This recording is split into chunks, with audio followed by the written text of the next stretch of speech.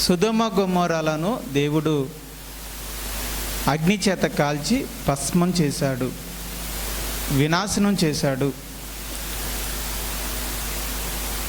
నేడున్న మనకి దృష్టాంతంగా ఉంచాడు. ఇందుకీ సొదొమ గొమొర్రాలు అలా కాలి బూడిదైపోవడానికి గల కారణం ఏంటి?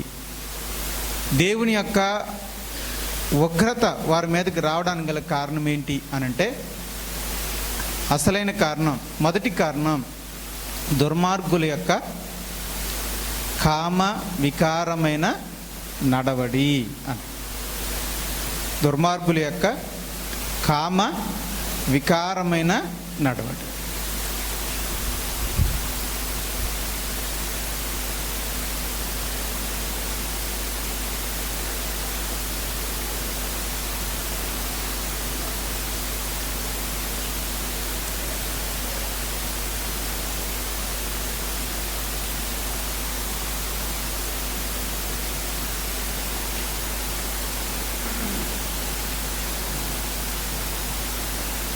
దుర్మార్గుల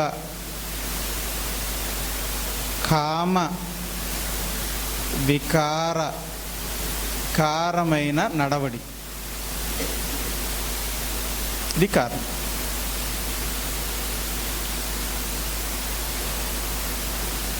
అసలు ఈ సొదొమ గొమొర్రాలలో వృద్ధులు మొదలుకొని చిన్నపిల్లల వరకు ఈ దుర్మార్గుల కామ వికారమైన నడవడి ఎందుకు వచ్చింది? అది కిందటి వారం చెప్పాను. దాన్ని ఏమంటారు? మూల కారణం. దేవుని వాక్యం చెప్పింది,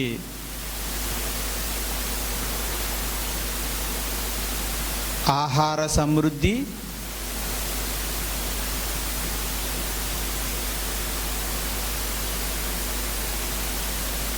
అయితే మీరు ఎవరు వింటలేదన్నమాట.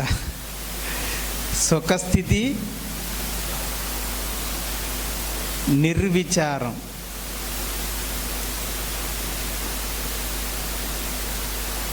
కారణమేమో కామ వికారమైన నడవడి. ఈ నడవడికి కారణం ఏంటంటే ఆహార సమృద్ధి, సుఖస్థితి, నిర్విచారము. అక్కడ ఏదేం తోటలాగా ఉందంట, పచ్చిగా ఉందట, నీరు సమృద్ధిగా దొరుకుతుందంట.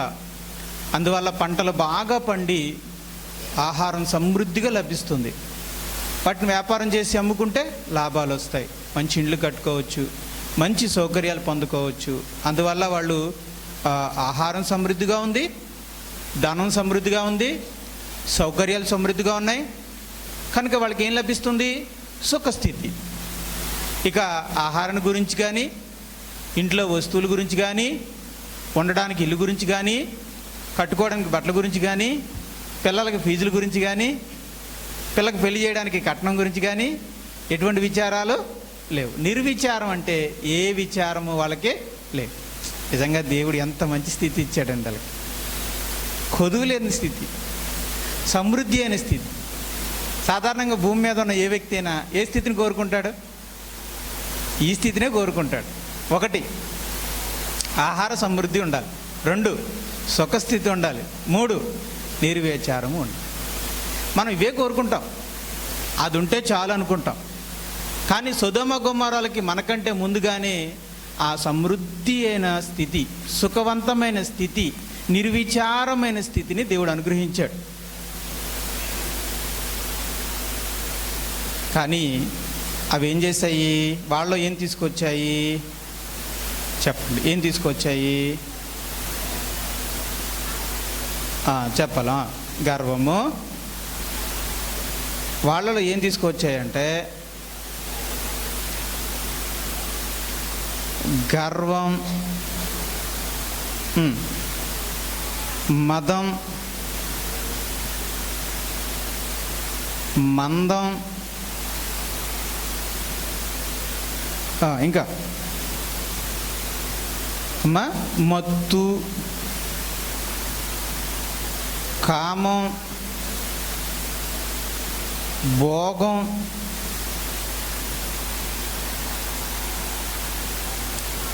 మోహపు చూపులు,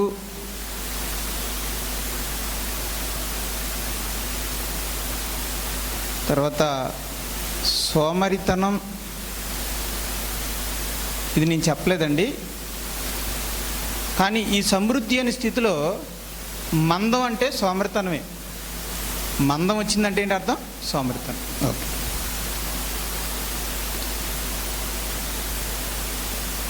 జారత్వం. సమృద్ధికరమైన స్థితి ఒక మనిషికి ఉన్నప్పుడు అతడు సాతాను చేత శోధించబడి ఆ శోధనకు లొంగిపోయి అతనిలోనికి గర్వం వస్తుంది, మదం వస్తుంది, మదిస్తాడు, మందం వస్తుంది, మత్తు వస్తుంది, కామం వస్తుంది, భోగం ఉంటుంది, మోహపు చూపులు ఉంటాయి, సోమరితనం ఉంటుంది, జారత్వం కూడా ఉంటుంది. ఇప్పుడు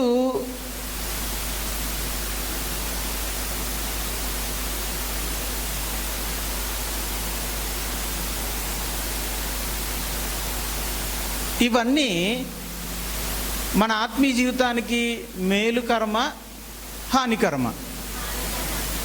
మన ఆత్మీయ జీవితానికి, మన రక్షణ జీవితానికి, మన భక్తికి ఉపయోగపడేవా లేకపోతే నష్టం కలిగించేవా? మేలుకరమైనవా హానికరమైనవా? అందుకే బైబిల్ ఏముందంటే ఈ ఆహార సమృద్ధి, సుఖస్థితి, నిర్విచారము మనిషికి ఎలాంటిదట? ఉరి అన్నాడు. ఇంకేమన్నాడు? బోను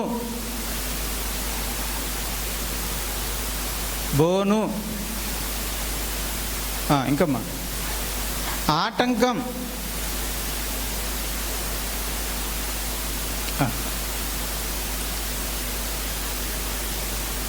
ఆహార సమృద్ధి, సుఖస్థుతి, నిర్విచారము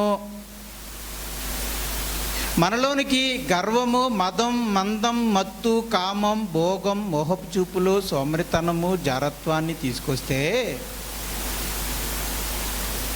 అవి మన ఆత్మీయ జీవితానికి ఊరే కదా, బోనే కదా, ఆటంకమే కదా. సాధారణంగా చిలుకలు చక్కగా గాల్లో ఎగరాలి, అది దాని జీవితం అంటే.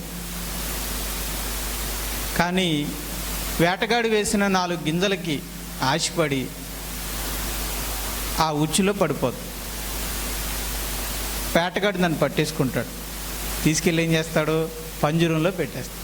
ఇక దాని బతుకంతా ఆ పంజరంలోనే ఉండాలి. నాకెంత కడుపు తరుకుపోద్దో. ఆ బేవారం వెళ్ళినప్పుడు వీణా క్లాస్ షాప్ ముందు ఉంటుందండి, అక్కడ బుక్స్ కొనడానికి వెళ్ళినప్పుడు ఇలా చూసినప్పుడు నాకు చాలా బాధేస్తుంది. ఇప్పుడు మన ఆగిలో కూడా పెట్టేశారు, దాని వైపు చూడడానికి కూడా నాకు భయం. ఎందుకంటే నేను ఆ చిలకలోకి వెళ్ళి ఆలోచిస్తాను.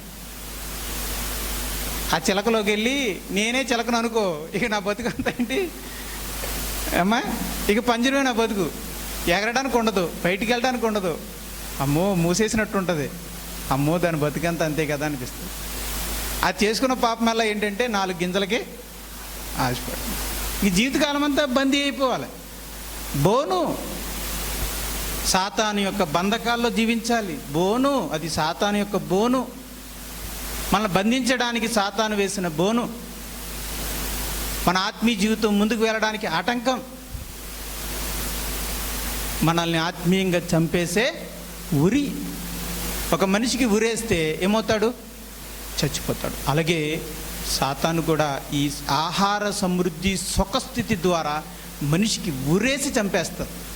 ఆత్మలో ఆత్మ. నిజమండి.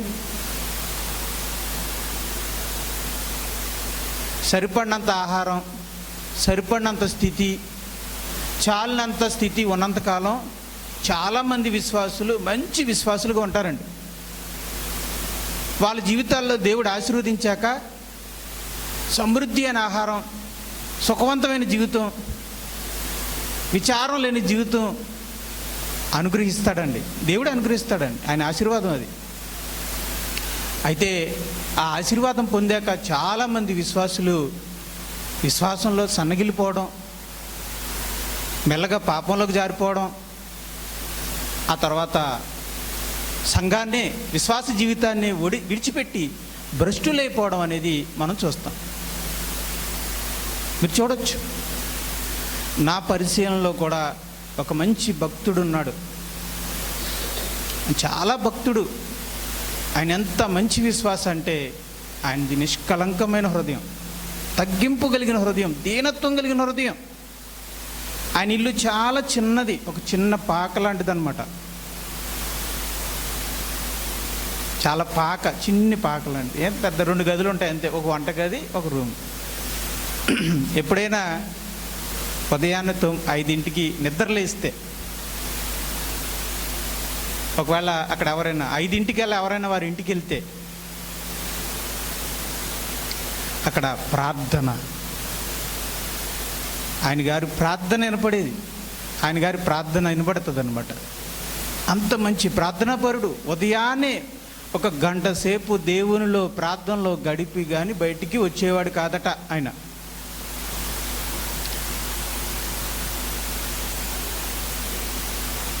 పనులన్నీ చేసుకునేవారు. వీలు కుదిరినప్పుడల్లా బైబిల్ చదువుకునేవారట. కొంచెం బోర్ కొడితే పాటల పుస్తకం తీసుకొని మన అగస్టిన్ గారి లాగా చక్కగా పాటలు పాడుతూ ఉండేవారట. చాలా బాగా పాడుతూ ఉండేవారట. ఎప్పుడు చూసినా బైబిల్ చదువుకోవడం, పని ఉంటే పనికి వెళ్ళటం, పని నుంచి రాగానే స్నానం చేసి కాస్త కూర్చుని బైబిల్ చదువుకోవడం, లేదంటే పాటలు పాడుకోవడం. ప్రతిరోజు ఉదయాన్నే 1 గంట సేపు ప్రార్థన చేసుకుని లోకంలోకి వచ్చేవారు. ప్రతిరోజు సాయంత్రం నిద్రకి వెళ్ళే ముందు 1 గంట సేపు ప్రార్థన చేసుకుని వెళ్ళేవారు. అప్పటికి వాళ్ళ స్థితి ఏంటి? ఒక చిన్న పాక, చాలని ఆహారం, సరైన వసతులు లేవు, ఇంట్లో అంత వసతులు ఏమీ లేవు. అది ఆయన స్థితి. అది దేవుడు ఆయన్ని ఆశీర్వదించాడు. దాంతో ఆయన ఇంట్లో సమృద్ధి రావడం మొదలుపెట్టింది. ధనం పెరిగింది, ఇంట్లోకి కరెంట్ వచ్చింది, ఆ తర్వాత మెల్లగా టీవీ వచ్చింది దేవుని దయ వల్ల, ఆ తర్వాత బైక్ వచ్చింది, ఆ తర్వాత చిన్న ఇల్లు కాస్త ఒక చిన్న డాబాగా మారింది. ఆశీర్వదించాడు దేవుడు, సమృద్ధి అని స్థితినిచ్చాడు. మెల్లమెల్లగా ఆ సమృద్ధికరమైన స్థితిలో టీవీ చూడడం మొదలుపెట్టారు. ఇప్పుడు ఎప్పుడు ప్రార్థనకి, వాక్యానికి, పాటలకి సమయాన్ని ఇచ్చే వ్యక్తి ఇప్పుడు మెల్లమెల్లగా టీవీకి ఇవ్వడం మొదలుపెట్టాడు. మొదట్లో అందరూ శుభవార్తే చూస్తారు, తర్వాత టీవీ9 చూస్తారు, ఆ తర్వాత జెమినీ కామెడీ చూస్తారు, ఆ తర్వాత జెమినీ మూవీస్లోకి వెళ్తారు, ఆ తర్వాత మా టీవీ సీరియల్లోకి వెళ్తారు. చివరికి వెళ్ళేది ఎక్కడికి? నరకానికే. టీవీ మొదలు పెట్టావంటే ఎలా ఉంటుందంటే, మా చిన్నప్పుడు కానీ ఇప్పుడు కానీ ఉండే ఫస్ట్ పాట ఎప్పుడు కూడా ఇదే డ్రమ్ములు కొడతారు కదా, అదే పెళ్ళిళ్ళకి ఏమంటారండి వాళ్ళని, బ్యాండా, పెళ్ళికి ఫస్ట్ పాట ఎప్పుడు దేవుని పాట అండి. దేవుని స్తుతించు డిండి అంటారు. తర్వాత కొత్త పెళ్ళి కూతురని ఏదో కోకిల పరిశుద్ధ అంటారన్నమాట. అప్పుడు మనకు అర్థమవుతుంది దేవుని పాటలు పాడుతున్నాను. ఈ రెండే. ఇక ఆ తర్వాత మెల్లగా ఎందుకు వెళ్ళిపోతారు? అప్పుడు సినిమా పాటలకు వెళ్ళిపోతారు. లాస్ట్ పాటకు వచ్చేసరికి అంటే నాగిని పాట పాడతారు అన్నమాట. ఇక లాస్ట్కి వచ్చి అలాగే అయిపోతారు. అలాగా టీవీలో అందరు విశ్వాసుల యొక్క చాలామంది పరిస్థితి ఏంటంటే, ఫస్ట్ శుభవార్త స్టార్ట్ చేస్తారు. వార్తలే కదా అని టీవీ9కి వెళ్తారు. అక్కడి నుంచి జెమినీ కామెడీకి వెళ్తారు, కామెడీయే కదా అనుకుంటారు. ఆ తర్వాత ఎక్కడికి వెళ్తారు? జెమినీ కామెడీ నుంచి జెమినీ మూవీస్కి వెళ్తారు. ఆ తర్వాత ఎక్కడికి వెళ్తారు? ఎక్కడ సీరియల్స్ ఉంటే ఆడికి వెళ్ళిపోతారు. ఇంకంతే. ఇక సీరియల్స్లో కానీ మనం పడ్డామనుకోండి, వాళ్ళ కష్టాలని మనవే. అసలే మనకు కొన్ని కష్టాలు ఉన్నాయా, అవి తగ్గట్టు సరిపోనట్టు మళ్ళీ ఆ పిన్ని గారి కష్టాలు, ఆ సీరియల్లో ఉన్న మరదల గారి కష్టాలు, ఆ సీరియల్లో ఉన్నటువంటి అత్తగారి కష్టాలు. అదేంటో, ఒక సీరియల్లో అత్తగారు కష్టపడుతుంది, ఇంకో సీరియల్లో కోడలు కష్టపడుతుంది, ఇంకో సీరియల్లోనేమో మరదలు కష్టపడుతుంది, ఇంకో సీరియల్లోనేమో భర్త కష్టపడతాడు. పాపం అత్తగారి ఈ సీరియల్లో ఉన్న అత్తగారి కష్టాలు, ఇవన్నీ మనం మీద వేసుకొని మనకేదో అసలు లేనట్టుగా పాపం రేపు ఏమవుద్దని మనకు టెన్షన్. అంతే కదా, ఇన్వాల్వ్ అయిపోయాం కాబట్టి పాపం రేపు పొద్దున ఏమవుద్దు, అత్తగారి సంగతి ఏంటో, పాప మా కోళ్ళగారి సంగతి ఏంటో అనుకుని రేపు పొద్దున చూడకపోతే మనకే నిద్రపడదు. దేవుని దేవాల ఇప్పుడు అలాంటి వాళ్ళందరికీ ఏం టెన్షన్ పడే అవసరం లేదండి. ఇప్పుడు యూట్యూబ్ వచ్చాక ఏమవుతుందంటే, ఒకవేళ నిన్న ఎపిసోడ్ లేకపోయినా అది వెంటనే అప్లోడ్ అయిపోతుంది. కావాలి తర్వాత రోజైనా చూసుకోవచ్చు. ఈ బస్సు మీద వెళ్తున్నో డ్యూటీకి వెళ్తున్నో కూడా చూసేసుకోవచ్చాడు. అంటే నేను మా కాలేజీలో మా సార్ ఒక ఆయన ఒకవేళ నిన్నటి రోజు ఆ ఎపిసోడ్ చూడలేదనుకోండి, అన్నం తినేటప్పుడు చూస్తాడు అన్నమాట ఆ ఎపిసోడ్ అయినా. అలాగా ప్రతి ఎపిసోడ్ చూసుకుంటూ ఉంటాం, ఇంక వెళ్ళిపోతాం మనం అలా అందులో నడిచిపోతాం. అలాగే నేను చెప్పినటువంటి ఆ మంచి విశ్వాసి ప్రార్థనా జీవితంలో తగ్గిపోయాడు, బైబిల్ చదవడంలో తగ్గిపోయాడు, పాటలు పాడుకోవడంలో తగ్గిపోయాడు. మెల్లమెల్లగా టీవీలోను మనుషుల యొక్క క్రియల్లోనూ రకరకాల దేవుడు పరీక్షించాడు, మారలేదు. మళ్ళీ పరీక్షించాడు. అదేనండి, కొలుములో వేస్తాడు కదా, కొలుములో తన పిల్లలు చల్లారిపోతూ ఉంటే దేవుడు వేస్తాడే కొలిమి. అదేనండి శిక్షణ. కొలుములో వేసాడు, అయినా మారలా. ఇంకా కొలుములో వేసాడు, అయినా మారలా. ఇంకా కొలుములో వేసాడు, మారలా. ఇంకా కఠినమైపోయాడు. ఆ విశ్వాసి లోకంలో జారిపోయాడు, కలిసిపోయాడు. ఈరోజు దేవుని దగ్గరికి వెళ్ళని పరిస్థితి. ఈరోజు ఉదయాన్నే ప్రార్థన వినబడే ఆ గృహంలో, దేవుని వాక్యము చదవబడే ఆ గృహంలో, దేవుని పాటలతో సువార్త సునాదముతో నింపబడిన ఆ గృహంలో ఈరోజు ఆ శబ్దం లేదు, మోగిపోయింది ఆ గృహం.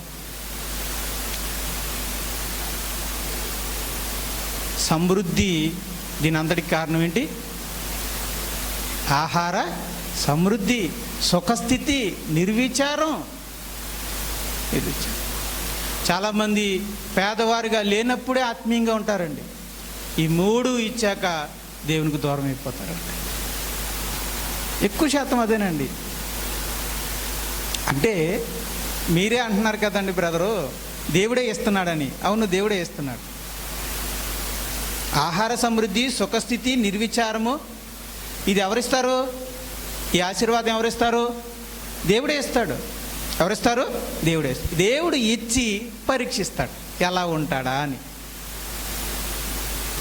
ఇశ్రాయేలులకు వాళ్ళు విత్తని పంటను, వాళ్ళు కోయని ధాన్యాన్ని, వాళ్ళు కట్టుకొని ఇండ్లను దేవుడే వాళ్ళకి ఇచ్చాడు. సమృద్ధికరమైన స్థితిని వాళ్ళకి ఇచ్చాడు, పరీక్షించాడు ఎలా ఉంటారా అని. ఇప్పుడు దాకా మన్నా తిని వచ్చిన వీళ్ళకి ఇంత సమృద్ధికరమైన ఆహారాన్ని ఇస్తే వీళ్ళు ఎలా ఉంటారని ఇచ్చాడనమాట. వాళ్ళు ఎలా ఉన్నారు అప్పుడు? ఇశ్రాయేలీయులు ఎలా ఉన్నారంటున్నాడు నెహెమ్యా గారు. నాయనా, మా పితరులు అవన్నీ తృప్తిగా తిని మదించి నీ మీద తిరుగుబాటు చేసి. చదవాలి ఈ రెఫరెన్స్లన్నీ, మీరు ఇంటికి వెళ్ళాక చదివితే చాలా బాగుంటుంది. కింద వారం చెప్పిన రెఫరెన్స్లు ఉంటాయి కదా, అవి రాసుకుని ఒకసారి చదువుకోండి. వీలైతేనమ్మా వాట్సాప్ గ్రూప్లో రెఫరెన్స్లన్నీ పెట్టండి. మీరు ఎవరైనా రాసుకున్న వాళ్ళు ఉంటే ఈరోజు చెప్పిన రెఫరెన్స్లన్నీ కూడా నోట్ చేసి అందులో పెట్టండి, రాసుకుంటారు. ఒకసారి బుక్లో తీసుకుని, బైబిల్ గ్రంథంలో తీసుకుని చదువుకుంటారు. నెహెమ్యా గారు చెప్తున్నాడు వాళ్ళ కారణం. నాయనా, మా పితరులు నువ్వు ఆహార సమృద్ధినిచ్చావు, సుఖస్థితిని ఇచ్చావు, నిర్విచారాన్ని ఇచ్చావు, పరీక్షించావు. కానీ మా ప్రజలు ఏం చేశారు? తిని తృప్తిగా తిని మదించి నీ మీద తిరుగుబాటు చేసి. అంటే దేవుడు మనల్ని పరీక్షిస్తాడనమాట.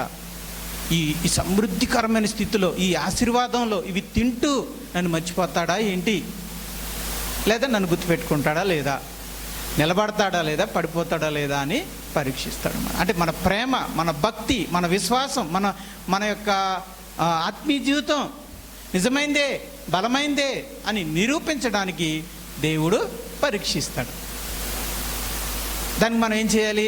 నిలబెట్టుకోవాలి. అవును ప్రభా, నీ మీద ఉన్న ప్రేమ, నీ మీద నాకున్న భక్తి, నీ మీద నాకున్న విశ్వాసం, నీ పట్ల నాకున్న ఆత్మీయ జీవితం బలమైంది ప్రభా. ఈ ఆహార సమృద్ధి వచ్చినంత మాత్రాన, ఈ సుఖస్థితి నాకు వచ్చినంత మాత్రాన, ఈ నిర్విచారం నాకు వచ్చినంత మాత్రాన నిన్ను వదిలేసి వెళ్ళిపోయే వ్యక్తిని కాను. నా ప్రార్థన నేను మానను, నీ గ్రంథాన్ని నేను వదలను, నీ పాదాల చెంత నేను వదలను, నాకు అదే కావాలి అని అంటామని దేవుడు ఎదురు చూస్తున్నాడు. అలా ఉండాలి విశ్వాసి. అయితే అదే సమయంలో గోతిగడ కాచుకున్న నక్కలాగా ఒకడు వస్తాడు. వాడి పేరు సాతాను. చూస్తాడండి వాడు, ఎప్పుడు దేవుడు ఆశీర్వదిస్తాడా, ఎప్పుడు ఆశీర్వదిస్తాడా అని గోతిగడ కాసిన నక్కలాగా వాడు కాచుకుని కూర్చుంటాడండి మీ దగ్గర. ఎప్పుడైతే దేవుడు మిమ్మల్ని ఆశీర్వదిస్తాడో, ఆహార సమృద్ధి, సుఖస్థితి, నిర్విచారం ఎప్పుడైతే వస్తాడో అప్పుడు మీ ఇంటికి వస్తాడు, తలుపు కొడతాడు. తిను, త్రాగు, సుఖించు, నో ప్రార్థన, నో బైబిలు, నో సహవాసం, ఇచ్చింది తిను, త్రాగు, సుఖపడు అంటాడు. అంటే సాతాను ఏం చేస్తాడనమాట, శోధిస్తాడు. దాన్ని ఏమంటాడండి, శోధించడము. అందుకే ఒక ధనవంతుడి యొక్క ఆహారము సమృద్ధిగా పండినప్పుడు, ఒక ధనవంతుడు ఉన్నాడట, యేసే ప్రభు చెప్పినటువంటి కథలో గొప్ప ధనవంతుడు ఉన్నాడట. అతడికి చాలా భూములు ఉన్నాయట, వేసిన పంటల్లో పండేసిందంట, విస్తారమైన ఆహార సమృద్ధి అతనికి ఉందట. అప్పుడు సాతాను యొక్క భ్రమలో పడిపోయిన వ్యక్తి ఏమన్నాడు, తినుము, త్రాగుము, సుఖించు. కనుక దేవుడు పరీక్షిస్తాడు, సాతాను శోధిస్తాడు.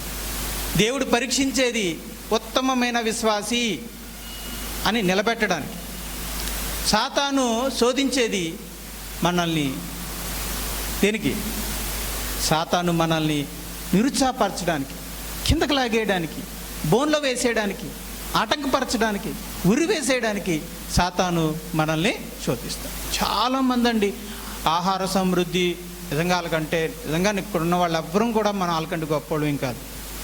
అంత విశ్వాసులు, అంత బలమైన వాళ్ళు, అంత ఆత్మీయ జీవితాలు కలిగిన వాళ్ళు ఎవరు చెప్పండి?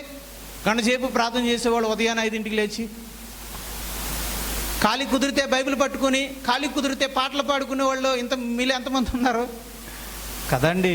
వాళ్ళు ఎంతో మంచివాళ్ళు అండి. అలాంటి బలమైన వాళ్ళే శోధించబడి పడిపోయారు అంటే సుఖస్థితి, ఆహార సమృద్ధి అంత మంచిది కాదండి. ఇప్పుడు మీరే చెప్పండి, అది మనకు మంచిది అంటారా, మంచిది కాదంటారా? అంత మంచిది కాదు.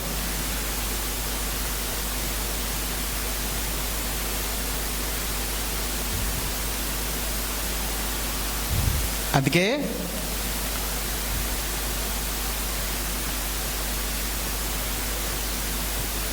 ఒక భక్తుడు అంటాడు, సామెతల గ్రంథము 30వ అధ్యాయము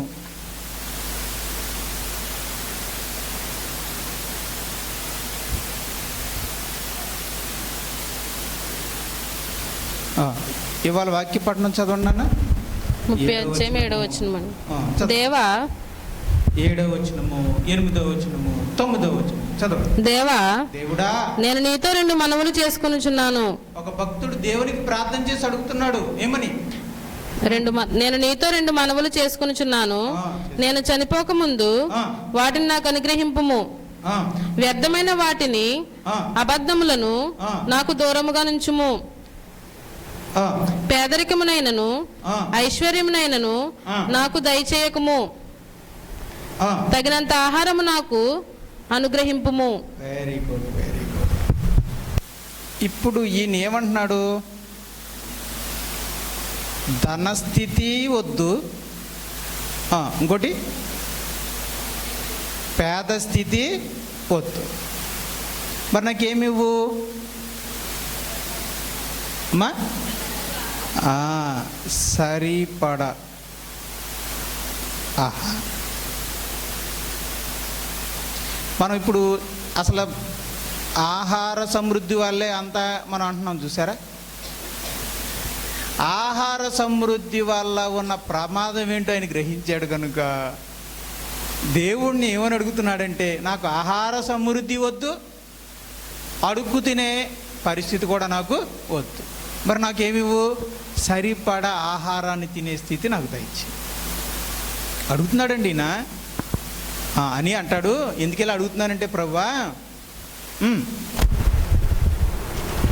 ఎక్కువైన ఎడల ఒకవేళ ఆహారం సమృద్ధిగా ఉంటే నేను నేను కడుపు నిండిన వాడనై నిన్ను విసర్జించి ఆహార సమృద్ధి ఉంటే ఏమవుద్ది? కడుపు నిండా తింటాం. తిని నిండిన వాడనై నిన్ను విసర్జించి. నెక్స్ట్ జరిగేది ఏంటి? ఆహార సమృద్ధి ఉంటే కడుపు నిండా తింటాం. కడుపు నిండా తిన్న తర్వాత నెక్స్ట్ ఏంటంటే ఏం చేస్తాం?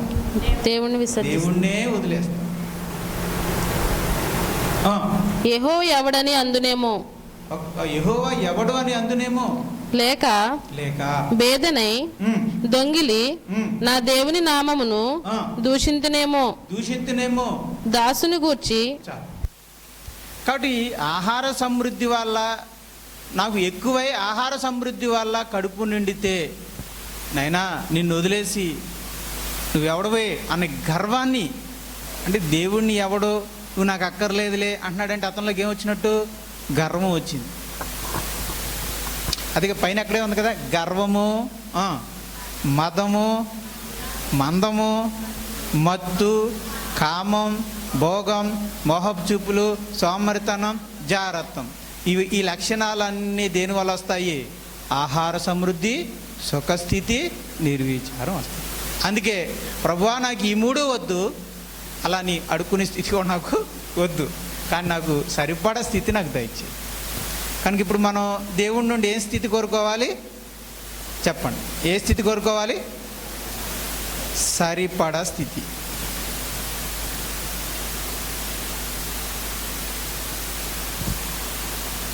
ప్రభువా నాకు సమృద్ధి అనే స్థితి వద్దు, అలాగే ఏమీ లేని స్థితి వద్దు, నాకు సరిపడా స్థితిని నాకు దయచే ప్రభువా అని మనం ఆ స్థితిని కోరుకోవాలి.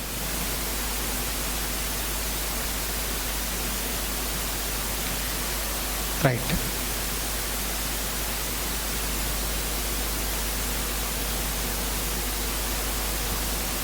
ఇప్పుడు ఇంకొక విషయం చెప్తాను, వినండి. ఓకేనా? అర్థమైంది కదా? రైట్.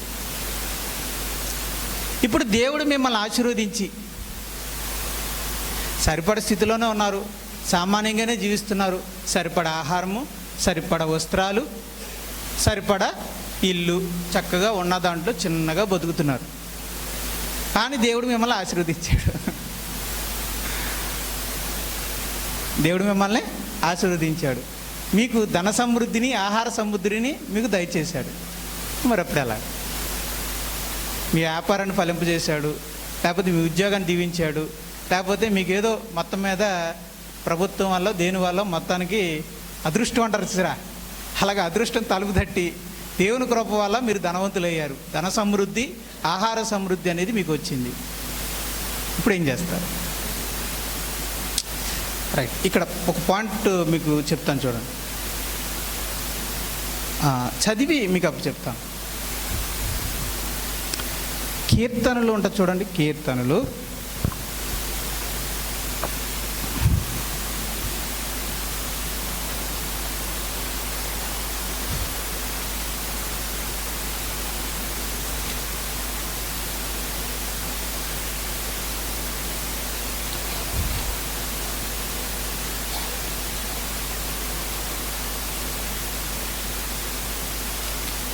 నేను రాసుకోలేదు, ఒక్క నిమిషం ఉండండి. ఒక్కోసారి ఓవర్ కాన్ఫిడెన్స్ అన్నమాట.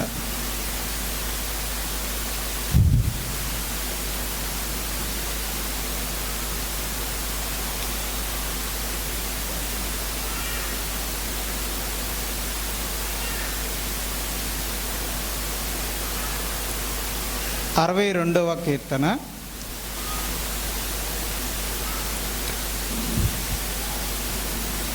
62వ కీర్తన 10వ వచనం. బలత్కారమందు నమ్మిక ఎంచుకుడి, దోచుకునుట చేత గర్వపడుకుడి, ధనము హెచ్చినను దానిని లక్ష్య పెట్టకుడి. అంటే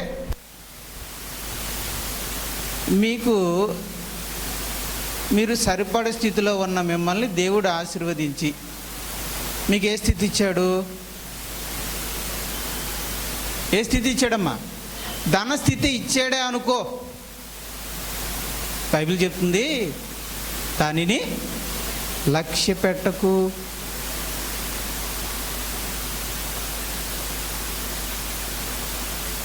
అంటే అర్థం ఏంటి? అంటే అర్థం ఏంటంటే నీ బ్యాంకులో 50,000 ఉండేవి, ఇప్పుడు 10 లక్షలు ఉన్నాయి. 50,000 బ్యాంక్ అకౌంట్లో ఉన్నప్పుడు నువ్వు ఎలా ఉన్నావు, ఎలా తిన్నావు, ఎలా కట్టుకున్నావు, ఎలా ఉన్నావు? 10 లక్షలు బ్యాంకులో అకౌంట్లో ఉన్నా కూడా అలాగే ఉండు. ఏమండి, అలాగే ఉండు. సామాన్యంగానే సరిపడగానే జీవించు. అకౌంట్లో డబ్బులు పెరగని, ఒకవేళ అంతస్తే పెరగని, పొలాలే పెరగని, పెరగని. దేవుడు ఆశీర్వదిస్తే ఎవరు కాదంటారు? దేవుని ఆశీర్వాదం వల్ల పొలాలు పెరగవచ్చు, భూములు పెరగవచ్చు, ఇల్లు పెరగవచ్చు, అకౌంట్లో డబ్బులు పెరగవచ్చు.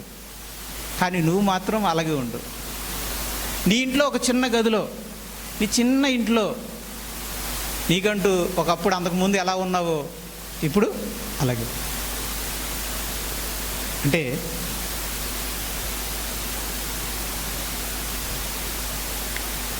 దీన్ని ఎలా అంటారంటే, కావాలంటే రాసుకోండి, సమృద్ధి స్థితిలో. సమృద్ధి, నేనే తప్పులు రాస్తున్నాను. సమృద్ధి స్థితిలో, సమృద్ధి స్థితి కలిగి ఉన్న, క్షమించండి ఒకసారి, సమృద్ధి స్థితి కలిగి ఉన్న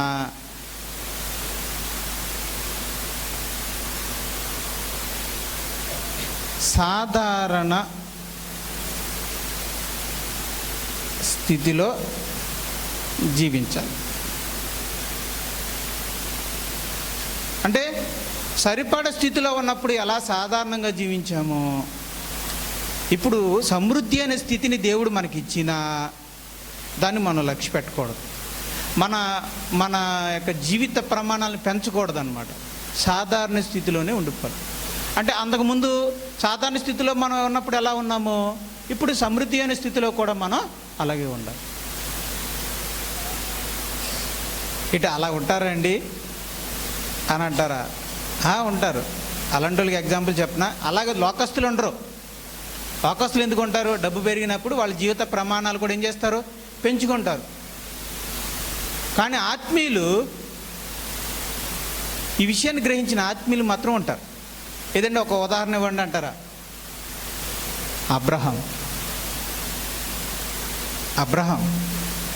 అబ్రహాము కానాను దేశానికి వచ్చేటప్పటికే ధనవంతుడు. అయినా ఇంకా దేవుడు ఆశీర్వదించి ఆయన ఏం చేశాడు? బహుగా ఆశీర్వదించాడు. చూడండి ఆదికాండము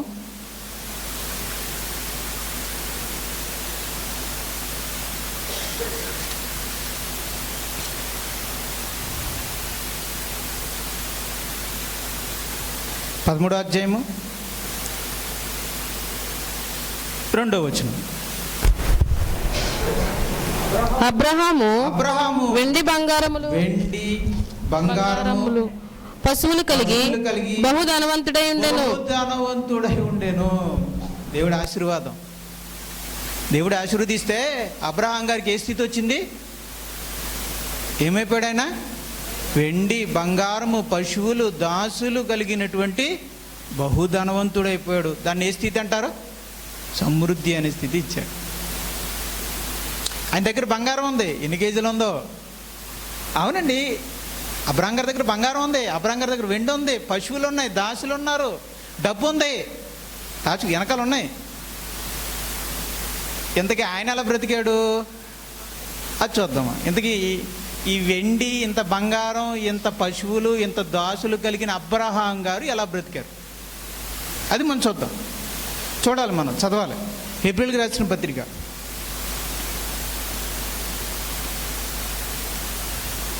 6వ అధ్యాయం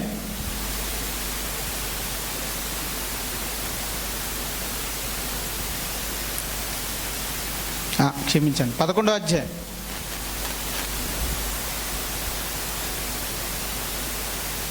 9వ వచనం. విశ్వాసమును బట్టి అతడును అతనితో ఆ వాగ్దానమునకు సమాన వారసులైన ఇస్సాకు యాకోబు అను వారును గుడారములో నివసించుచు గుడారములలో నివసించుచు అన్యుల దేశంలో ఉన్నట్టుగా వాగ్దాత దేశంలో పరవాసులైరి. దేశములో పరవాసులైరి. మొన్నటిదాకా సర్కస్ వాళ్ళు సర్కస్ వేయడం కోసం ఇక్కడికి వచ్చారు, చూసారు, గుడారాలు వేసుకుని ఉన్నారే, అలా ఉన్నాడట. పరవాసులుగా మనది కాని వేరే దేశంలో గుడారాలు వేసుకొని తాత్కాలికంగా నివసించే వాళ్ళ స్థితి ఎలా ఉంటుంది? సామాన్యంగా ఉంటుందా, సమృద్ధిగా ఉంటుందా అమ్మా? వాళ్ళ జీవితం సామాన్యంగా ఉంటుందా లేకపోతే సుఖవంతంగా ఉంటుందా? అంటే ఇప్పుడు యేసు ప్రభువు క్షమించారు, మన అబ్రహాం గారు, బహుధనవంతుడైన అబ్రహాం గారు, బహుధనము కలిగిన అబ్రహాం గారు, వెండి బంగారములు కలిగిన అబ్రహాం గారు, పశువులు కలిగిన అబ్రహాం గారు, దాసుడు కలిగిన అబ్రహాం గారు ఆ సమృద్ధికరమైన స్థితిలో సుఖవంతంగా జీవించాడా, సామాన్యుడిగా జీవించాడా? అది మనకు అమ్మా. యాజ్ ఏ నార్మల్ మ్యాన్గా జీవించాడు.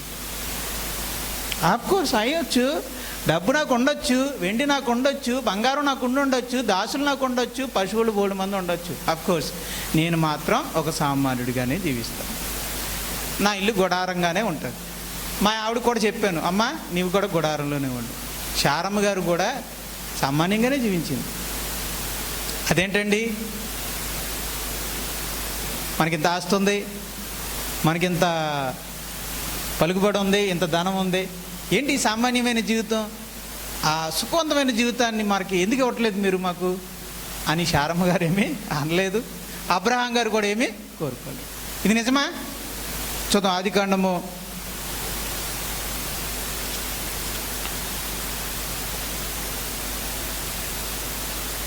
8 నిజమా? అబ్రహాం గారు అలా సామాన్యుడిగా జీవించాడా? నిజమేనా? అది 18వ అధ్యాయం 1వ వచనం. మమ్రే దగ్గరనున్న సింధూర వనములో అబ్రహాము ఎండవేళ గుడారము ద్వారమందు కూర్చుని ఉన్నప్పుడు అంటే మమ్రే అనే పట్టణానికి వెలుపల ఆ స్థలంలో అబ్రహాం గారు ఎక్కడ కూర్చున్నాడు? గుడారము యొక్క ద్వారం అక్కడ కూర్చున్నాడట. అలాగే అంటే అబ్రహాం గారు అప్పటికి 100 సంవత్సరాలు, ఆయనకి బహుధనవంతుడైన అబ్రహాము గుడారములో నివసిస్తూ సామాన్యుడిగా జీవించాడు. మరెందుకు శారమ్మ గారు 9వ వచనం. వారు అతనితో నీ భార్య అయిన సారా ఎక్కడున్నదని అడుగగా, సారా ఎక్కడుందని దేవుడు అడిగాడు. అతడు అదిగో గుడారములో ఉన్నదని చెప్పాను. ఆమె గుడారంలో ఉంది, ఆమె గుడారంలో ఉంది, ఈయన గుడారంలోనే ఉన్నాడు. సామాన్యమైన జీవితం. డబ్బు బోళ్ళు అంత ఉంది, ఆస్తి బోళ్ళు అంత ఉంది, బంగారం, వెండి, పశువులు, దాసులు చాలామంది ఉన్నారు. కానీ అబ్రహాం ఏ జీవితాన్ని ఎంచుకున్నాడు? సామాన్యమైన జీవితం. అందుకే మనం ఏ రాశాం? సమృద్ధి స్థితి కలిగి ఉన్న సాధారణ స్థితిలో జీవించాలి. ఉదాహరణకి యేసుక్రీస్తు వారు, బాప్తిస్మిచ్చి యోహాను, అపోస్తులు, పౌలు, వీళ్ళందరూ కూడా ఎలా జీవించారు? సామాన్య జీవితం, సాధారణ జీవితాన్ని జీవించారు. బైబిల్లో ఆత్మీయులుగా జీవించిన వాళ్ళందరూ కూడా సామాన్యమైన సాధారణ జీవితాన్ని జీవించిన వాళ్ళు. ఏలియా, ఎలీషా, ప్రవక్తలు వీళ్ళందరూ కూడా సుఖస్థితిని ఎరిగిన వాళ్ళు కాదు. మోషే గారు సుఖస్థితిలో నుండి కష్టస్థితిలోకి వచ్చి ఉన్నాడు. ఎందుకు ఎంచుకున్నాడు మోషే గారు? అంతఃపురంలో ఉంటే సుఖస్థితి, ఇశ్రాయేలుతో ఉంటే కష్టస్థితి. ఇప్పుడు మోషే గారు ఏమి ఎంచుకున్నారు? సమృద్ధి స్థితిలో నుంచి, సుఖస్థితిలో నుంచి కష్టస్థితిలోకి వచ్చారు. కనుక మోషే అయినా, యేసు ప్రభు అయినా, బాప్తిస్మిచ్చు యోహానైనా, మరి బాప్తిస్మిచ్చు యోహాను వస్త్రాలు చాలా సింపుల్, ఆయన తినే ఆహారం చాలా సింపుల్.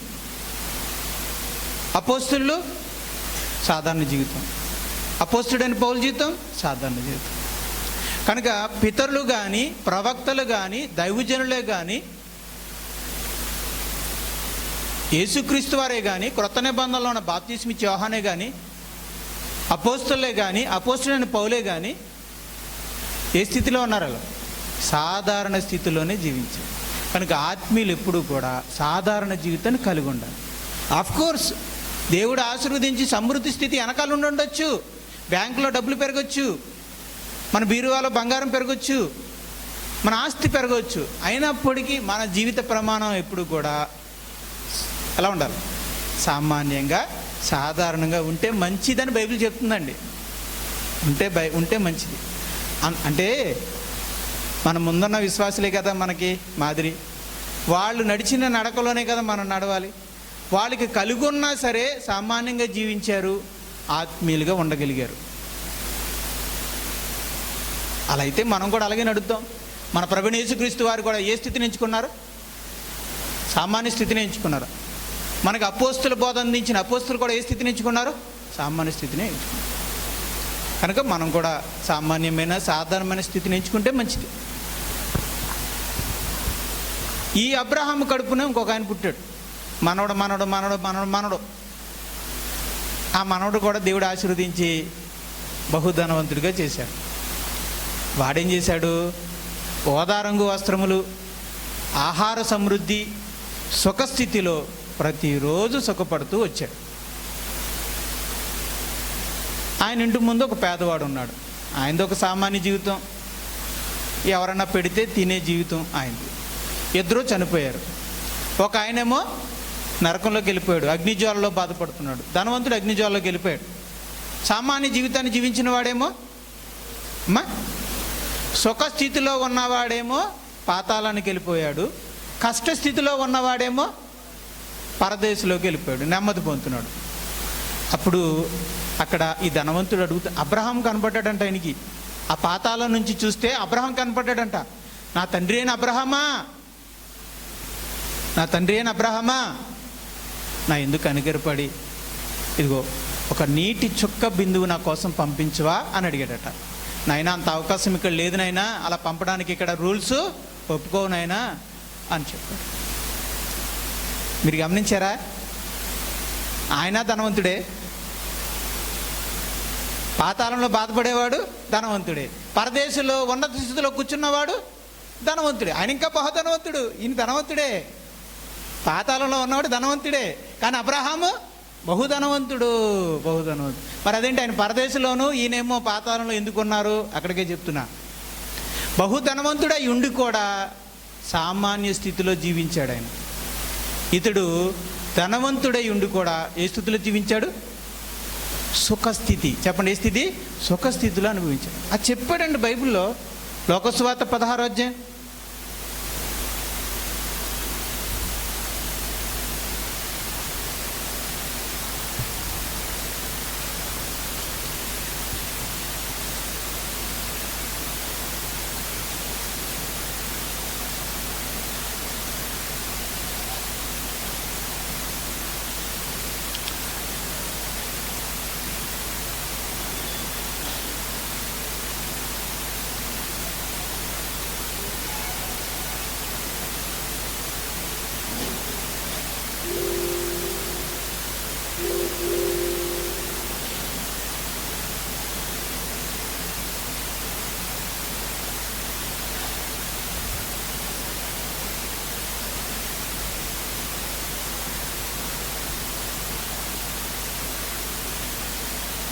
అమ్మా, లోకసువార్త 16వ అధ్యాయము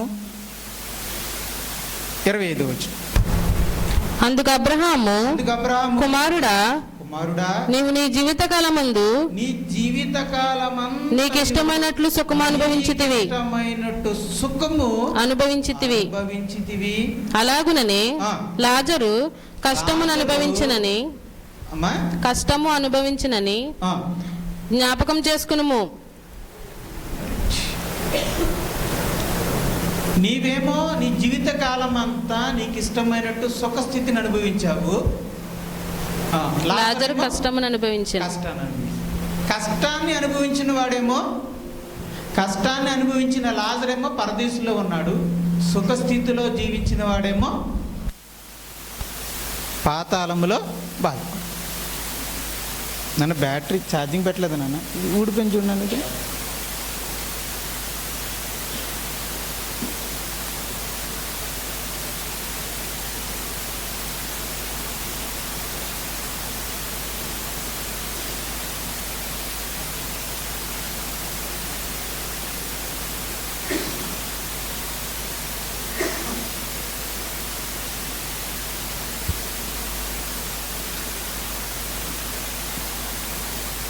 సుఖస్థితిలో ఉన్న అబ్రహాం, అది క్షమించండి, సుఖస్థితిలో ఉన్న ధనవంతుడేమో పాతాళంలో ఉన్నాడు,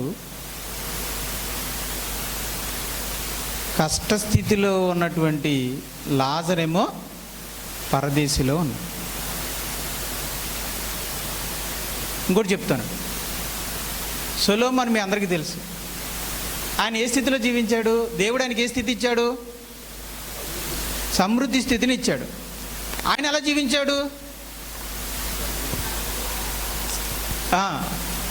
సుఖస్థితిలో జీవించాడా, సమృద్ధి స్థితిలో జీవించాడా, లేకపోతే సాధారణంగా జీవించాడా?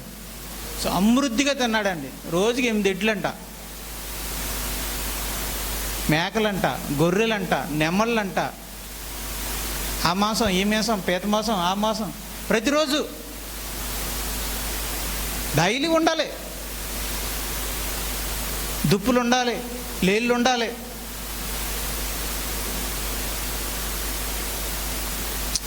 గోధుమ పిండి, మంచి గోధుమ పిండి, మామూలు పిండి కూడా కాదు, కాస్ట్లీ పిండి, వాటితో రొట్లు. లగ్జరీగా బతికాడండి. అబ్బా ఎంత లగ్జరీగా బతికాడంటే రోజు చక్కగా నిండుగా అలంకరించుకుని వచ్చేవాడంట, పైనుంచి కిందకి దింపేసేవాడంట ఆడపిల్లలాగా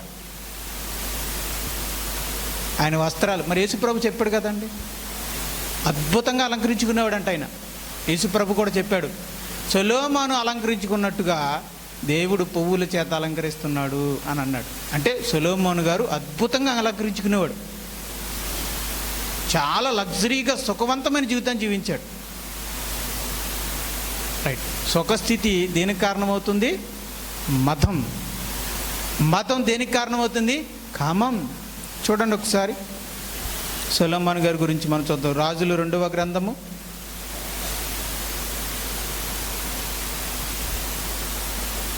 1 గ్రంథమా? రాజులు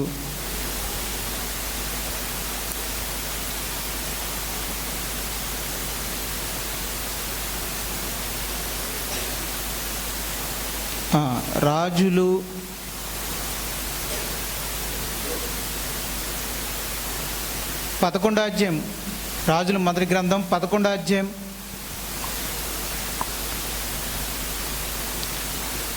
1, 2, 3 వచనాలు టక్ చదివండి అమ్మా. మోయాబీలు, ఏదోమీలు, అమ్మోనీయులు, సీదోనీయులు, హిత్తీయులు అను జనులు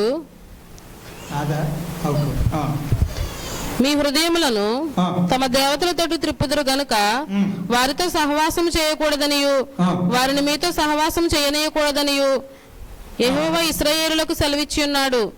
అయితే రాజైన సొలొమోను ఫరో కుమార్తెను గాక ఆ జనులలో ఇంకా అనేక మంది పరస్త్రీలను మోహించి కామాతురత గలవాడే వారిని ఉంచుకొనుచు వచ్చెను.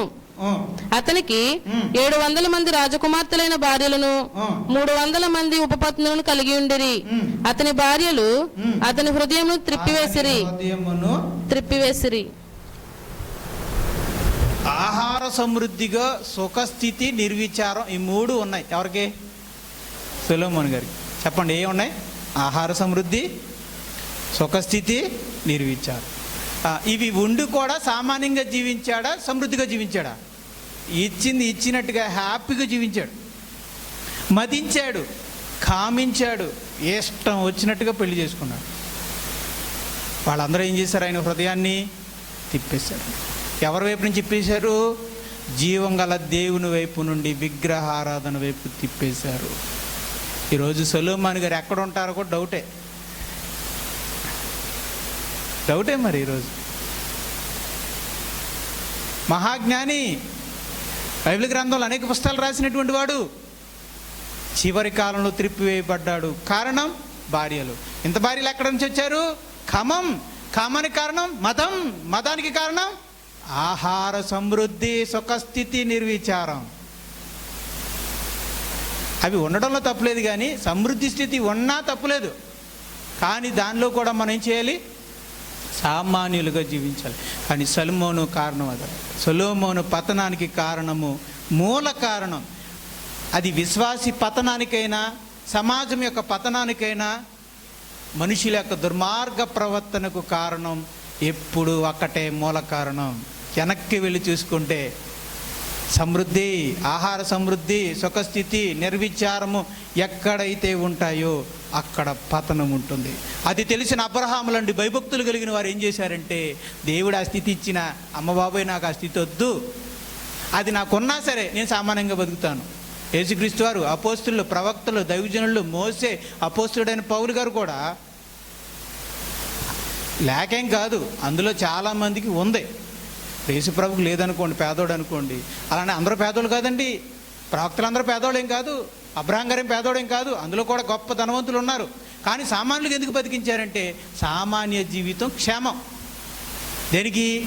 ఆత్మీయ జీవితానికి. మరి సుఖవంతమైన జీవితం ప్రమాదం, దేనికి? మన ఆత్మీయ జీవితం.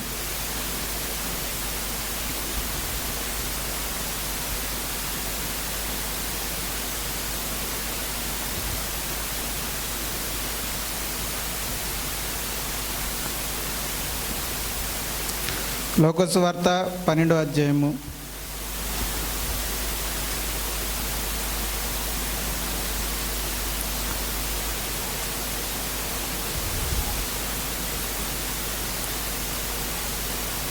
12వ అధ్యాయము 19వ వచనం, 15వ వచనం. మరియు ఆయన వారితో, మీరు ఏ విధమైన లోభమునకు ఎడమయ్యాక జాగ్రత్త పడుడి. ఒకని కలిమి విస్తరించుట వాని జీవమునకు మూలము కాదనను. కలిమి విస్తరించుట. కలిమి అంటే ధనం, ఆస్తి, సంపదలు విస్తరించుట జీవానికి మూలము కాదు. ఏంటి జీవం? దేనికి కావాలి? జీవం అంటే భక్తి అండి, ఆత్మీయ జీవితం అండి. దేనికి కావాలి? ఆత్మకి. ఆత్మకు జీవం మూలం కాదు. అంటే ఆత్మకు జీవం అనేది దొరకదు. ఎప్పుడు?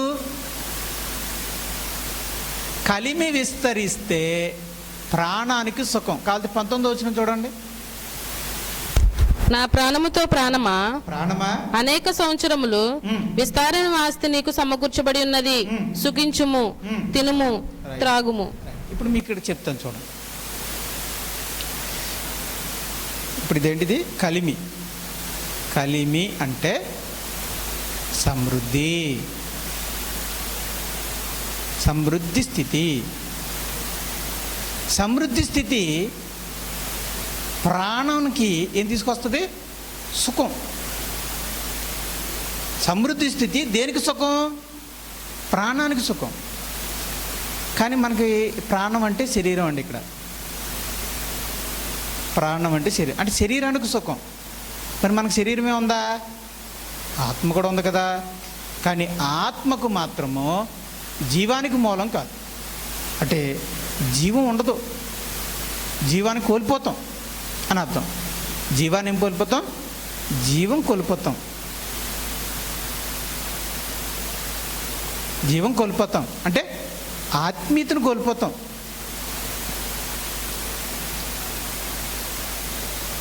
భక్తిని కోల్పోతాం అని అర్థం. దేవునితో ఉండే సంబంధాన్ని కోల్పోతాం. అందుకే ఒకని కలిమి విస్తరించుట వారి జీవానికి మూలము కాదు. అంటే జీవం అనే పదం దేనికి సంబంధించింది? శరీరానికి సంబంధించింది కాదు. దేనికి సంబంధించింది? ఆత్మకు. అంటే ఆత్మీయ జీవితానికి అంత మంచిది కాదు అన్నాడు యేసుప్రభు. అందుకే లోపానికి చోటు ఇవ్వకండి, ధనవంతులు అయిపోవాలని కోరుకోకండి అంటున్నాడు. సరే, మనం ఈ మాట తీసుకుందాం. కాబట్టి మనం ఏదో సామెతలు అని చెప్పినట్టు మనం ఎలా ప్రార్థన చేసుకోవాలి? ప్రభువా, సమృద్ధి స్థితి వద్దు, అసలు లేని స్థితి కూడా మాకొద్దు, కనుక మాకే స్థితి నువ్వు సరిపడే స్థితిని చెప్పండి అమ్మా, సరిపడే స్థితిని మాకు దయచేయని మనం ప్రార్థన చేయాలి. అయితే అయినా సరే దేవుడు మిమ్మల్ని ఆశీర్వదించి సమృద్ధి స్థితి ఇస్తే మరి అప్పుడు ఏం చేస్తారు? ఆ డబ్బును అంతా తీసుకెళ్ళి ఉప్పుటేర్లో పడేస్తారా? అంత పని చేయకండి. ఆ వెండి బంగారాలు తీసుకెళ్ళి ఉప్పుటేర్లో పడేస్తారా? ఆ పని చేయకండి. జాగ్రత్తగా బ్యాంకులో దాచుకోండి, ఉండవండి, ఏమవుతుంది. కానీ మీరు మాత్రం అలాగే ఉండండి, మీరు మారకండి అంటుంది బైబిల్. బైబిల్ ఏముంటుందంటే, ఒకవేళ మీ బ్యాంక్ అకౌంట్లో మనీ పెరిగినా, బంగారం పెరిగినా, వెండి పెరిగినా, మీ లైఫ్ కాస్ట్లీగా మారొద్దు, అలాగే ఉంచుకోండి, సాధారణంగానే ఉండండి. ఆ అకౌంట్లో డబ్బు అలాగ ఉండనివ్వండి. అదేంటి ప్రభావం, మరి దాన్ని ఏం చేసుకుంటావు?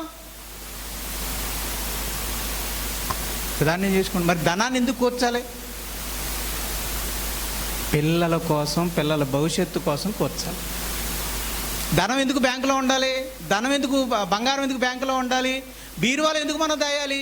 అది ఎందుకు మరి మనం తిననప్పుడు తాగినప్పుడు ఎందుకండి అంటే, ఎందుకంటే రేపు పొద్దున మన పిల్లలకి మనం ఇవ్వబోయే బహుమానం అదే.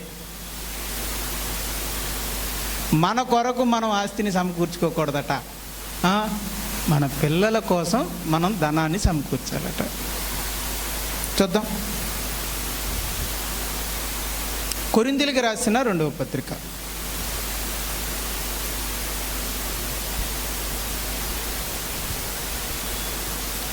12వ అధ్యాయము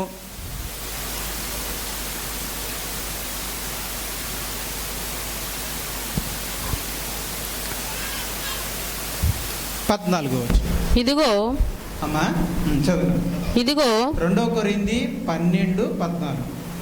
ఈ మూడవసారి మీ యొద్దకు వచ్చుటకు సిద్ధముగా ఉన్నాను.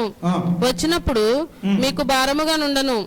మీ సొత్తును కాదు, మిమ్మల్నే కోరుచున్నాను.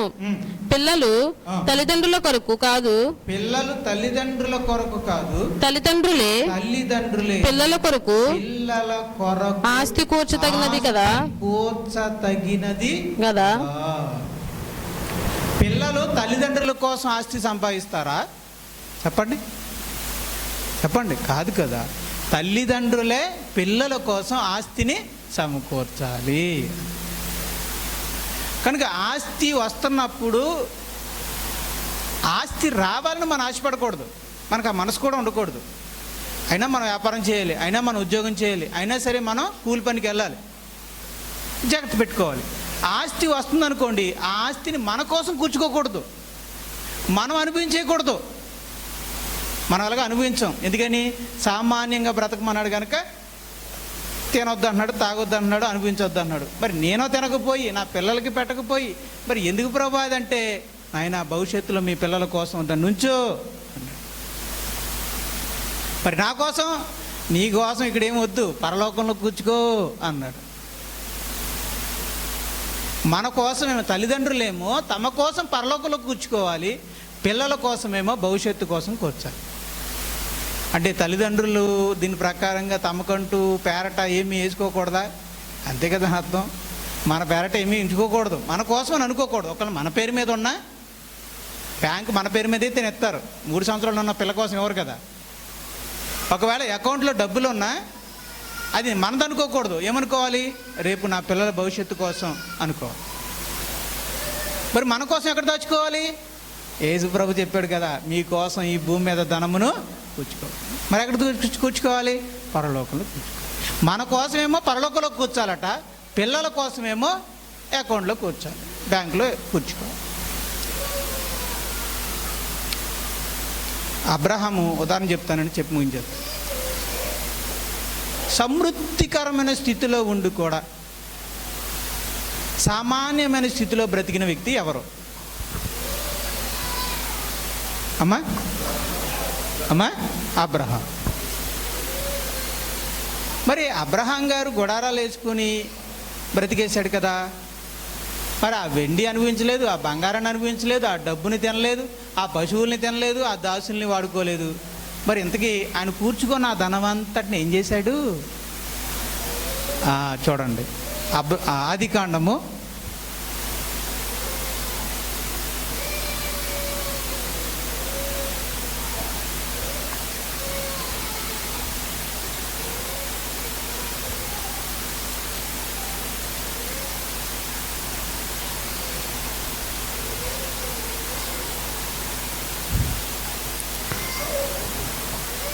25వ అధ్యాయము.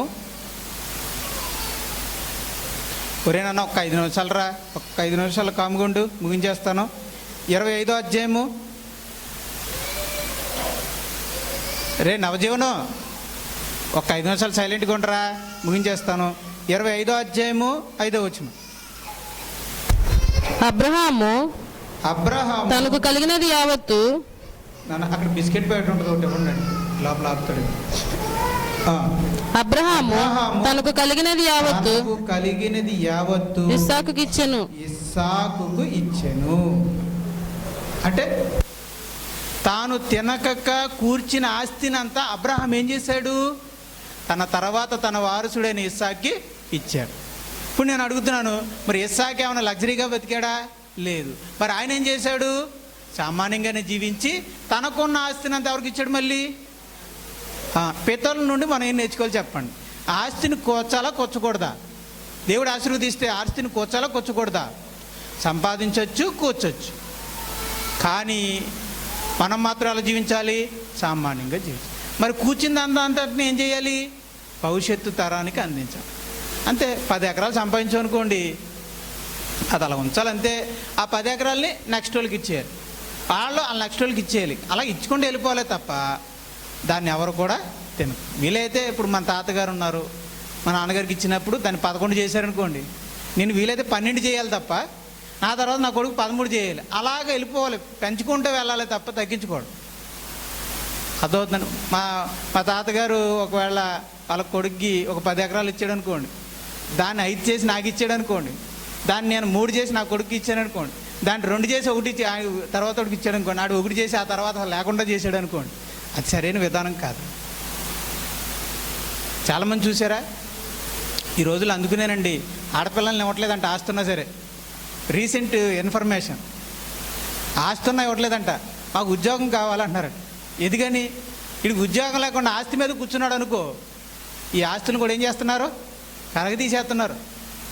మాకు ఆస్తి వద్దు, ముఖ్యంగా గవర్నమెంట్ ఉద్యోగం లేదంటే మంచి ఉద్యోగం కావాలంటున్నారట. కష్టపడతాడు, డబ్బు తెచ్చుకుంటాడు, పిల్లల్ని పోషించుకుంటాడు. ఆస్తి ఉందనుకో కరగతీస్తాడు, ఉన్న ఆస్తి అంతా పాడు చేస్తాడు. ఈడెందుకు మాకు అంటున్నారట. చూసుకోండి మరి. రైట్. కాబట్టి కరగతీసేస్తున్నారు ఈ రోజుల్లో. కరగతీయకూడదు. తండ్రి ఇచ్చిన ఆస్తి ఏదో ఉంటుందండి బైబిల్ సామెతల్లో, గృహము ఏదో గృహము విత్తము పితరులు ఇచ్చిన స్వాస్థ్యము. పితరులు గృహాన్ని ఆస్తిని ఇస్తే దాడి దేవుడిచ్చిన బహుమానంగా భావించుకుని పిల్లలుగా మనం కాపాడాలి, వీలైతే దాన్ని అభివృద్ధి చేయాలి, తర్వాత తరానికి ఇవ్వాలి. ఇవన్నీ ఎప్పుడండి? దేవుడు ఆశీర్వదిస్తే ఇచ్చినప్పుడు అండి. మీరు అప్పుడు ఊహించుకోకండి. అర్థమవుతుందా? ఇవన్నీ దేవుడు ఆశీర్వదించి ఇచ్చినప్పుడు ఊహించుకోండి. ఆశీర్వదించినప్పుడు అసలు లేదు, మనకి ఏం లేదు, ఆహార సమృద్ధి లేదు, సుఖస్థితి లేదు, నిర్విచారం లేదు. మరి అప్పుడు ఏం చేయాలి? దేవునికి స్తోత్రం అనాలి మనం. ప్రభువా, ఆ 3 నాకు ఇవ్వలేదు కానీ నాకు మాత్రం సరిపడ స్థితిని మాత్రం నాకు దయచేయి ప్రభువా అని అడగాలి. ఇక సరిపడ స్థితే ఉందనుకోండి, ఇంక దేవునికి స్తోత్రం, అమ్మయ్య నాకు కావాల్సిన స్థితిని దేవుడు నాకు ఇచ్చాడు, చాలు. అది విశ్వాస జీవితం అనేది అలా ఉంటుంది. సరిపడ స్థితిలో ఉన్నాడు అనుకోండి, చాలు, ఆ స్థితిని బట్టి సంతృప్తి పొందాలి. ఒకవేళ దేవుడు ఆశీర్వదించి ధనస్థితి ఇచ్చాడు అనుకోండి, దాన్ని ఆ స్థితిలో ఉండి కూడా సాధారణంగా జీవించాలి. మరి ఆ స్థితిలో ఉన్నప్పుడు ఆ ధనాన్ని ఏం చేయాలి? అది పిల్లల కోసం కూర్చుకోవాలి, అలాగే తన కోసం పరలోకంలో ధనాన్ని కూర్చుకోవాలి. ఎలా కూర్చుకోవాలో తెలుసా మీకు? ధనం కలిగిన వారు తమ ధనంతో పిల్లలకి కూర్చాలి, తమ కోసం పరలోకంలో కూడా కూర్చాలి. ఎలా కూర్చాలి? మీ ధనాన్ని యేసు ప్రభు నామంలో ఖర్చు పెడితే, మీ ధనాన్ని పేదవాళ్ళకి, విధవరాంటులకి, దిక్కులేని వారికి ఖర్చు పెడితే అప్పుడు మీ ధనం పరలోకంలో జమ అవుతుంది. అలా మనం కూర్చుకోవాలి.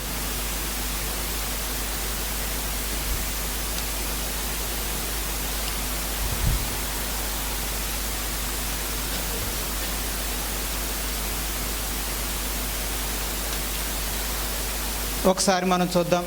సొదొమ గొమొర్రాల వినాశనానికి అసలైన కారణం ఏంటి? కారణం ఏంటి అసలు?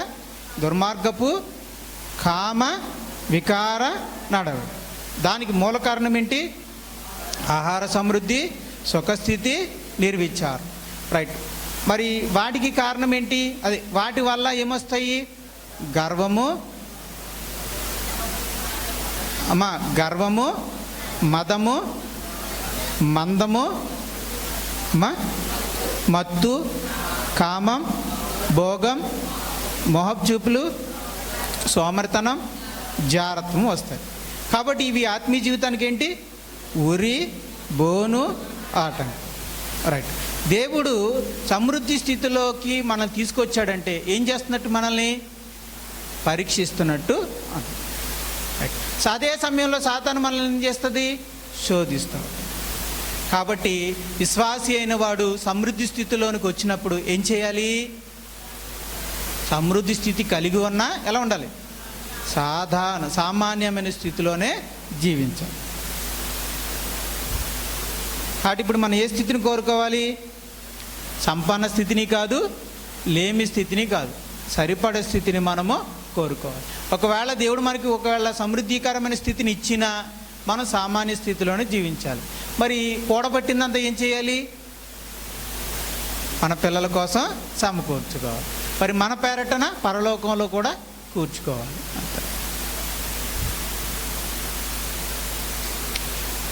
సమృద్ధిగా జీవించిన, సమృద్ధి స్థితి ఇచ్చిన, సామాన్యముగా జీవించినటువంటి వ్యక్తులు ఎవరు? సుఖంగా జీవించే అవకాశం ఉన్నా సామాన్యంగా జీవించిన వ్యక్తులు ఎవరు?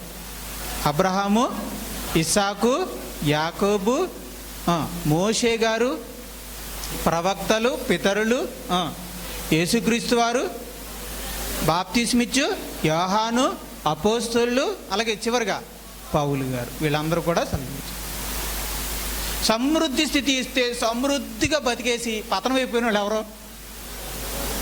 సొలొమోను గారు, ధనవంతుడు లాజరు బేజర్లో ధనవంతుడు. ఇంకెవరున్నారా